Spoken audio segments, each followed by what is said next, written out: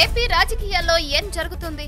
AP ప్రధాన ప్రతిపక్ష party నాయకుడు జగన్ పై ఎందుకు అన్ని విమర్శలు మొదలయ్యాయి? ఒక వర్గానికి చెందిన మీడియా చేస్తున్న ఆరోపణల్లో వాస్తవమెంత?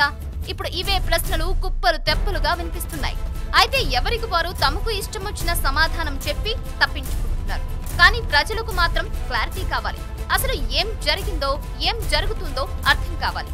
ఆ క్లారిటీ ఎక్కడి నుంచి రావాలి అంటే బీజేపీ నుంచి రావాలి. బీజేపీ హైకమాండ్ ఈ వివాదానికి తెరదించాలి. ప్రధాని మోదీని జగన్ కలిసిన సంగతి అందరికీ తెలిసిందే. వినతి పత్రం అందించిన మాట వాస్తవమే.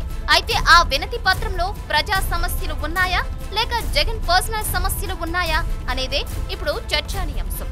ఇదిలా ఉంటే ఈడీ టీడీపీ ప్రభుత్వం కనుసన్నల్లో పనిచేస్తోందనే జగన్ ఆరోపణపై కూడా విచారణ జరిపించాల్సిన అవసరం ఉందనేది కొందరి వాదన.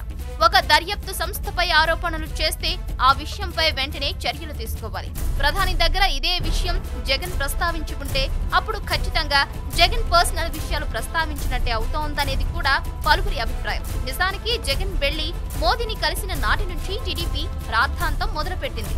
వాస్తవానికి ప్రతిపక్షాల నాయకులు ప్రధాని మోదీని కలవకూడదని రాజ్యాంగంలో ఎక్కడా లేదు. గతంలో కూడా వాజ్పేయి హయాంలో అప్పట్లో ప్రతిపక్షంగా ఉన్న మమతా బెనర్జీ వెళ్లి కలిశారు. శివసేన నాయకుడు కూడా వెళ్లి కలిశారు. ఇప్పుడు జగన్ కలిశారు. అప్పుడు తప్పు కాకపోతే ఇప్పుడు తప్పెలా అవుతోందనేది కూడా కొందరి ప్రశ్న. జగన్ ఆరోపిస్తున్నట్లు టీడీపీ గాని ఈడీని ఇన్ఫ్లుయెన్స్ చేస్తోంది అంటే దానిపైన విచారణ ఖచ్చితంగా జరిపించాలి. టోటల్ గా ప్రజలు మాత్రం ఈ విషయంలో క్లారిటీ కోరుకుంటున్నారు. మొత్తానికి ఈ వివాదం ఇప్పుడు ఏపీ రాజకీయాల్లో హాట్ టాపిక్ గా మారింది. దీనిపై క్లారిటీ రావాలి అంటే బీజేపీ హైకమాండ్ నోరు విప్పాలి. అసలు వినతి పత్రంలో జగన్ ఏం పేర్కొన్నాడనేది బయట పెట్టాలి. అప్పుడు ఎలాంటి వివాదాలకు ఆస్కారం ఉండదు. ఎవరి నుంచి ఎలాంటి ఇబ్బందులు ఉండవు. కానీ ప్రస్తుతం వైసీపీ ఒక వర్గానికి చెందిన మీడియాపై బ్యాన్ విధించింది. కావాలని తమపై అసత్యాలు ప్రచారం చేస్తున్నారంటూ ఆరోపించింది. మరి ఈ విషయంలో బీజేపీ నాయకులు ఎందుకు సైలెంట్ గా ఉంటున్నారు? పీఎం కార్యాలయం స్పందించి జగన్ నుంచి ఇలాంటి వినతి పత్రం వచ్చిందనే విషయాన్ని బయటపెడితే ఒక క్లారిటీ వచ్చే అవకాశం కనిపిస్తోంది.